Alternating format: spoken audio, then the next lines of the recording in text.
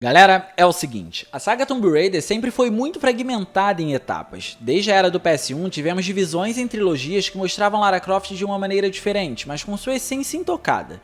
Primeiro nós conhecemos a Lara dos 3 primeiros games, que se preocupavam em mostrar como a protagonista era obcecada por relíquias. Depois nós conhecemos a do Tomb Raider The Last Revelation, que encerrou a trilogia no The End of Darkness, o primeiro título para PS2. Nessa trilogia vemos um lado mais intimista e pessoal da personagem.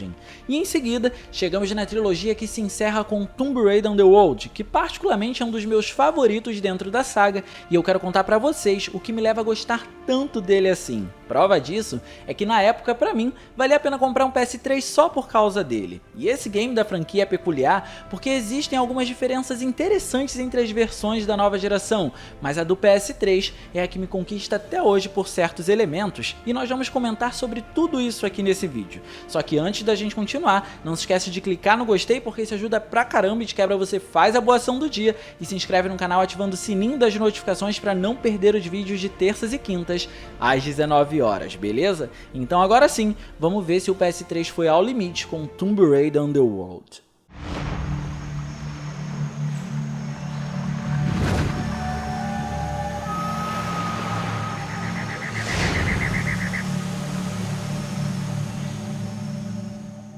Antes de mais nada, é sempre interessante a gente se ambientar sobre o que o game se trata. Tomb Raider Underworld, por ser a conclusão de sua trilogia, encerra a busca de Lara por sua mãe e faz uma associação à história de Thor e seu martelo para isso. Thor, o deus do trovão dentro da mitologia nórdica. Lara basicamente passa todo o game em busca de meios para poder conseguir empunhar a arma nórdica e assim abrir a passagem para Helheim, que é onde ela chega à conclusão definitiva de que sua mãe possa estar. O primeiro ponto interessante do jogo é que, assim como Legend, ele dá uma breve aula de história para quem está jogando, de forma bem subjetiva. O jogo não se aprofunda muito na história da mitologia nórdica, muito menos na de Thor, mas até o seu fim, você sai dele sabendo quem foi a Serpente de Midgard, o que ela fez ou o que são os cenários que Lara visita, como Xibalba, o mundo subterrâneo governado por deuses da mitologia maia. As mitologias, mesmo que sejam diferentes, no fim de tudo, elas acabam se conectando sem se perder, e além da gente adquirir conhecimento, isso tudo é muito imersivo. Essa imersão se deve ao fato de todas as informações serem passadas pra gente de forma contextualizada com a narrativa. Lara comenta tudo o que ela aprende ou que ela sabe durante as animações, e isso aproxima a gente muito mais da história e também da personagem. Put your hands on your head. Turn around, slowly.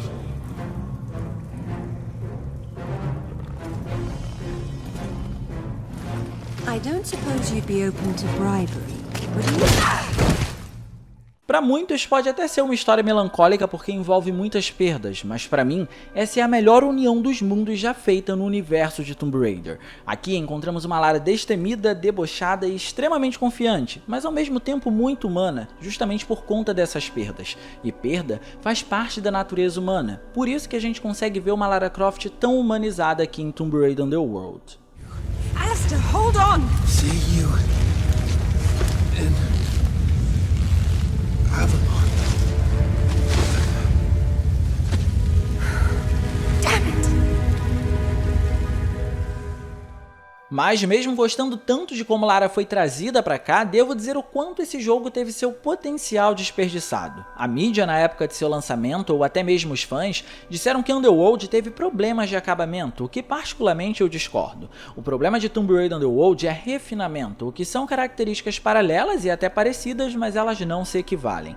Quando falamos de acabamento, estamos falando da inserção de alguma coisa dentro da obra no seu fim, caso seja necessário. Então, se por algum acaso tivesse faltado alguma coisa e eles tivessem percebido após a conclusão, aí sim seria a hora do acabamento, a hora de colocar o que ficou faltando. E Tomb Raider Underworld mostra tudo o que tinha se disposto a trazer. O problema dele foi como tudo isso foi trazido. Daí a parte do refinamento, que se dispõe a tratar todos esses elementos apresentados. E a gente vai desenvolvendo isso ao longo do vídeo, mas por hora, vale comentar basicamente que o jogo, além de apresentar muitos bugs durante o seu lançamento, tem muita imprecisão na jogabilidade e principalmente na câmera, o que por vezes prejudica a jogatina. Mas também existem muitos pontos positivos que conseguem se sobressair em relação a isso, e ele merece ter seu mérito por conta desse fato.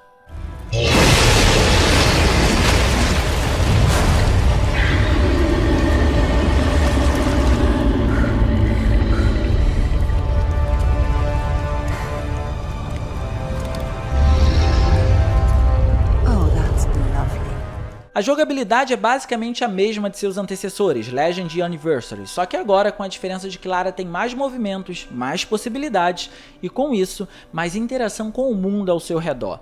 Para a reprodução de todos esses movimentos, o sistema de captura foi feito com uma ginasta, o que tornou as coisas muito mais realistas. No meio disso tudo, encontramos a essência da saga, muita exploração, ambientes inóspitos e inimigos mais concentrados na vida selvagem ou até mesmo na vida local. Esses cenários, além de proporcionarem uma atmosfera vinda dos clássicos pra gente, também tendem a ser extensos e fogem da linearidade. Os objetivos até são óbvios, você facilmente consegue identificar o que precisa ser feito, mas ao mesmo tempo você também percebe que há mais de um caminho para poder realizá-los, e isso é muito interessante. Além disso, também foi muito positivo porque Legend e Anniversary eram extremamente lineares, então Underworld conseguiu se distinguir deles nesse ponto. A maioria dos estágios funcionam como uma espécie de expedição para personagem. Você começa em um lugar e tem uma tendência a voltar para ele no fim de cada fase. Além disso, em muitos desses ambientes a gente pode voltar para o começo a hora que a gente quiser. Prova disso é o primeiro ato, que é marcado pelo Mar Mediterrâneo. Aqui você pode voltar para o começo da fase a hora que você quiser sem o menor problema. E por esse estágio ser tão incrível visualmente, é inevitável mencioná-lo e não falar dos visuais do game. Hey, Lara. Find it yet? Patience, Zip. I warned you that conveniently undiscovered islands would be scarce in the Mediterranean. Seguinte, esse foi o primeiro game da saga a ser desenvolvido com foco nos hardwares do PS3 e do Xbox 360, que na época, o ano era 2008, eles eram nova geração. E embora consiga usar uma técnica ou outra aprendida com Legend, temos uma nova engine aqui que proporciona visuais incríveis e bem humanizados. E como tem muita coisa pra gente poder comentar, vamos fazer uma separação para tudo ficar bem organizado e claro para vocês. Começando por Lara, que foi um dos pontos mais notáveis a serem favorecidos pela nova geração e por essa nova engine. E aqui a gente já encontra diferenças entre as versões de cada plataforma que eu já tinha comentado com vocês. E honestamente, não sei o que aconteceu, mas o cabelo da protagonista nas versões de Xbox 360 e PS3 tem um brilho mais avantajado do que na versão de PC, que também usa os gráficos Next Gen, o que faz com que as versões de console fiquem mais bonitas esteticamente falando nesse sentido, mas nada que comprometa a outra versão. E já aproveitando a deixa, aqui pela primeira vez encontramos uma engine que consegue se responsabilizar pela aparência caprichada desse elemento. Embora não aconteça em tempo real, como vemos no TraceFX ou no PureHack, que é o atual responsável por apresentar os efeitos de cabelo da protagonista no Rise e no Shadow of the Tomb Raider, aqui em Underworld vemos um cabelo muito bem desenhado, que procura simular uma separação de fio a fio, e como toda a sua física ajuda, ele fica ainda mais realista e apresenta uma movimentação que acompanha tudo que Lara faz, sendo inclusive superior ao que vemos no reboot de 2013 para PS3 e Xbox 360. Então ao correr, andar ou nadar, dá pra gente observar movimentos bem fluidos no cabelo dela. Só que não para por aí. Pela primeira vez, a personagem teve uma pele humanizada também. Em Underworld, além de Lara ter um leve tom bronzeado, ela também apresenta rugas durante as expressões faciais, que tornam as coisas ainda mais interessantes. Isso porque apresentar esse tipo de elemento em um personagem 3D deixa tudo mais difícil, porque não estamos falando de rugas estáticas. Aqui, essas rugas aparecem de acordo com as ações da personagem, seja num levantar de olhos ou ao fixar a visão em algo. É muito diferente de fazer um modelo com uma pele lisa, pelo simples fato de, nesse caso, não se ter a preocupação com a mudança de estado daquela textura. E mudança de estado de textura é sempre algo complicado de ser trazido. Sem contar que, além de todos esses elementos, a gente ainda precisa mencionar que existem diversas formas de Lara realizar uma ação. Ela pode correr ou subir a mesma pedra usando diferentes movimentos. Então, ao longo da jogatina, é perceptível que ela se move de maneira diferente enquanto está correndo, por exemplo. E por fim, ainda sobre ela, existem 3 pontos muito importantes que a gente precisa destacar antes de encerrar esse ciclo. O primeiro é o cuidado que tiveram com cada roupa da protagonista aqui. Por mais que a que mais me impressione seja de mergulho do mar Mediterrâneo por representar um material emborrachado muito bem, com direito até a suaves reflexos, todas as demais têm muitos detalhes na sua composição. Não existe nenhuma espécie de colagem nelas, todos os detalhes foram postos em formas de assets para poder ter relevo. E isso merece merece muito destaque. O segundo ponto é o número de polígonos que Lara tem nesse jogo. Isso é importante a ponto de vermos as curvas da personagem de forma suavizada até para os padrões atuais, sem o auxílio de técnicas muito inovadoras, como um tessellation, por exemplo. E o terceiro é que o fato da gente estar comentando tanto sobre Lara não desmerece os demais personagens. É claro que ela é a que mais vamos encontrar esse número de detalhes de forma exorbitante, mas os demais são bem feitos também e merecem ser mencionados. You killed Alistair! I got what I wanted. Isn't that all we care about?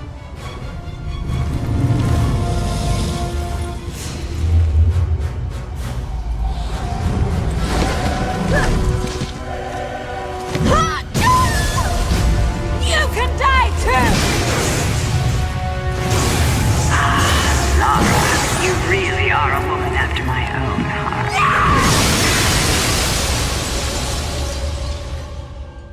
E beleza, chegando agora na parte dos cenários, e acreditem, é surreal o que a gente encontra aqui para um jogo de 2008. Mas primeiro, um detalhe importante, a direção de arte. Underworld é um fácil candidato a ter os cenários mais bonitos de toda a franquia. A imensidão do mar Mediterrâneo sem nem mesmo precisar mergulhar para notar isso, a visão que se tem do início do estágio da Tailândia e até mesmo o submundo bizarro de Xibalba são ambientes que conseguem impressionar pela sua competência na riqueza de detalhes, o que os fazem não ser apenas bonitos, mas também extremamente bem representados. O jogador se sente naqueles ambientes de fato, e isso é extremamente importante. Então, com tudo isso mencionado, já posso adiantar para vocês que cada localidade aqui chama a atenção por algum elemento em específico, e preciso citar algumas dessas localidades para vocês, só para a gente poder entender que elementos são esses que estão presentes no jogo. Começando pelo mar Mediterrâneo, logo de cara a imensidão desse mar assusta. Aqui entendemos o que o poder da nova geração podia fazer naquela época. A qualidade da água impressiona por inúmeros aspectos. O primeiro é a qualidade da textura do efeito. A água é extremamente realista e muito bem representada, mas como se não bastasse, tem um padrão de movimentos aplicados pela física do game que também acompanha isso. O mais interessante é que parece ser um padrão para mar aberto no jogo, já que essa movimentação é a mesma que a gente encontra no mar da Tailândia, mas a gente vai chegar nesse estágio também. Logo quando mergulhamos aqui, além de muitas partículas criadas pelo nado da personagem, vemos um efeito de blur que só está presente na versão de consoles, que ofusca o fundo do mar até que a vista da protagonista possa se adaptar com todo o ambiente. E já aí vemos muita coisa, a começar pela complexidade da geometria que deixa tudo mais rico em detalhes, e isso acompanha o game inteiro, mas é interessante ver que até no fundo do mar a gente consegue encontrar uma complexidade geométrica. Para isso, existe uma variedade imensa de plantas que nascem junto às paredes embaixo da água, muitas cavernas submersas, água viva e os inimigos naturais, os tubarões. Ainda ali também dá para notar o alto nível de qualidade da iluminação, que traz feixes de luz volumétrica em muitos ambientes, mas o mais impressionante é ver isso incidindo na água e criando os reflexos até no fundo do mar. Tudo isso deixa o ambiente com um clima de que está de fato afundado, mas em algum momento já esteve exposto na superfície, e essa é a ideia do jogo. Quando Lara consegue finalmente alcançar a terra firme, os detalhes não param de impressionar. No suposto templo, se é que podemos chamar assim, como ele fica embaixo da água, existem muitas goteiras caindo, água escorrendo pela parede e texturas que mostram uma certa umidade no local. E esse detalhe é interessante porque quando vamos em um local que ao invés de estar embaixo da água, está embaixo da terra, não vemos a água cair, mas sim a poeira. E isso pode parecer não ser nada demais, mas mostra o comprometimento em construir um cenário coerente e até orgânico, eu diria. E por fim, duas observações que precisam ser ditas já nessa parte antes da gente continuar. A primeira é que Lara consegue interagir com tudo nos ambientes. Se está perto do fogo, ela consegue se proteger com as mãos. Se ela sai da água, ela sai completamente molhada dos pés à cabeça. E se rolar pelo chão, ela fica suja de poeira ou de lama, que se apresentam de diferentes formas. E caso ela entre na água estando suja, ao sair, ela vai sair completamente limpa. Esse tipo de elemento foi trazido no Tomb Raider Legend e foi mantido aqui. O único problema é que aqui as animações são pré-renderizadas, diferente de Legend e Anniversary. Então toda vez que for rolar uma animação, se ela, por exemplo, estivesse suja durante a gameplay, ela não vai aparecer suja durante essa animação, porque ela é pré-renderizada e não é construída em tempo real pelo motor gráfico do game. A segunda observação observação é que na cutscene inicial desse estágio existe diferença entre as versões do Xbox 360 e do PS3, que particularmente são diferenças que eu me apego bastante, o que me faz querer jogar sempre a versão do PS3. Na versão do console da Sony, a gente encontra melhores efeitos de iluminação com direito a sombras que não estão presentes por algum motivo no console da Microsoft. Como as animações são pré-renderizadas, na hora da confecção dessas animações no console da Microsoft, provavelmente houve algum tipo de problema, porque assim que a gente sai dessa animação no Xbox 360, a gente encontra a sombra exatamente no lugar onde ela deveria estar durante a cutscene. Então provavelmente foi um problema na confecção da animação. Mas enfim, de uma forma geral, esse é um dos estágios mais completos do game em nível de efeitos gráficos. Só que não para por aí, porque temos que mencionar o da Tailândia, que nos apresenta elementos muito interessantes também. None of the ruins are visible from down here. And if Father did explore this site, I see no sign of it yet. Sair das ruínas inóspitas do Mediterrâneo e ir para as montanhas paradisíacas da Tailândia mostra como o game tem cenários variados, mas a Tailândia é um ambiente importante porque ela termina de apresentar o que a gente acaba encontrando ao longo de todo o game. Como já comentei, o mar aqui tem as mesmas características do mar do Mediterrâneo, a simulação de água tem o mesmo tipo de física e isso é excelente porque em ambos estamos falando de um mar aberto, então temos uma coerência nesse sentido, mas aqui a água já se destaca por apresentar os reflexos por Cube Maps e assim conseguir refletir todo o ambiente verde ao nosso redor. O curioso é que, como consequência disso, a tonalidade da água vai recebendo diferentes tons de verdes de acordo com a proximidade das ilhas cheias desse tipo de cor, um efeito que deixa tudo ainda mais bonito e enriquece a direção de arte do game. Já logo em seguida, vemos como Lara consegue interagir bem com o cenário. A Tailândia é um local vasto em vegetação, que por sinal existe de diversos tipos, e a protagonista consegue interagir bem com isso, com a maior parte dessa vegetação, para ser sincero. Como as folhas ficam no seu caminho, elas afastam de forma bem competente e, como consequência, elas se mexem reagindo a essa interação. E por ser um ambiente mais claro, também dá para notar que as superfícies têm muitos relevos e não se tratam apenas de uma mera colagem para representar determinada área, o que aumenta a complexidade da geometria aqui também. Então o que a gente encontra no mar Mediterrâneo ou então na modelagem da personagem se estende por todo o game. E tudo que a gente viu aqui nos dois primeiros estágios começa a atuar em conjunto no sul do México, que já é o quarto cenário. Por isso, não tem muito que comentar sobre ele além desses elementos. Mas ainda assim, preciso fazer algumas observações que chamam a atenção. A começar que é um cenário que está rolando uma tempestade no início, e com isso os ambientes ficam molhados, a terra se torna lama e dá possibilidade de Lara deixar pegadas. Só que o mais interessante é a movimentação das nuvens, que muda completamente aqui, e os raios, que mudam a iluminação local de forma dinâmica. Já quando entramos em Xibalba, que é o mundo subterrâneo regido pelos deuses da mitologia maia,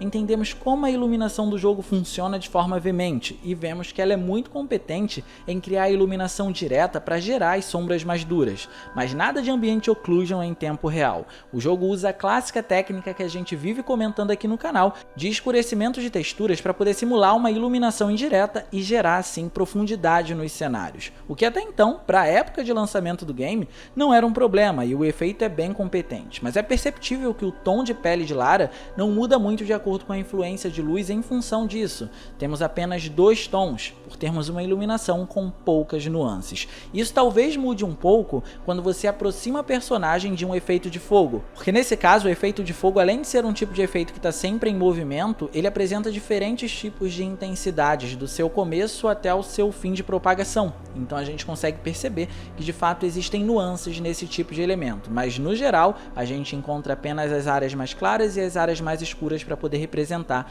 as sombras diretas. Então por isso que a Lara não consegue mudar tão bem de tons de pele. Mas isso é apenas uma observação e o cenário é igualmente incrível como os outros e cheio de detalhes nas paredes que identificam o que era cultuado naquele local. E isso acontece não só em Xibalba, mas também na Tailândia e também nas cavernas do mar Mediterrâneo.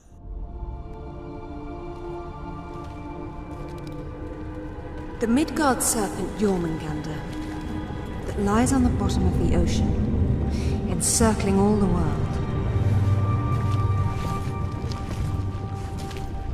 Coming of Ragnarok, Jormungandr thrashes beneath the sea, flooding the land and vomiting its deadly poison into the air. The final battle of the gods, Thor kills Jormungandr with his hammer, Mjolnir, but then he retreats only 9 steps before he succumbs to the serpent's venom. E só pra gente não deixar passar batido, tem a Mansão Croft, que também é muito interessante. Além dela apresentar os efeitos de fogo que a gente acabou de mencionar, também existe a representação das texturas ao serem atingidas por ele, que acaba criando efeitos de fumaça, partículas e muitas explosões. E por último, vale dizer que o jogo, apesar de ter melhores sombras em uma animação específica no PlayStation 3, é no Xbox 360 que ele tem a melhor performance, se estabilizando por mais tempo nos 30 quadros por segundo.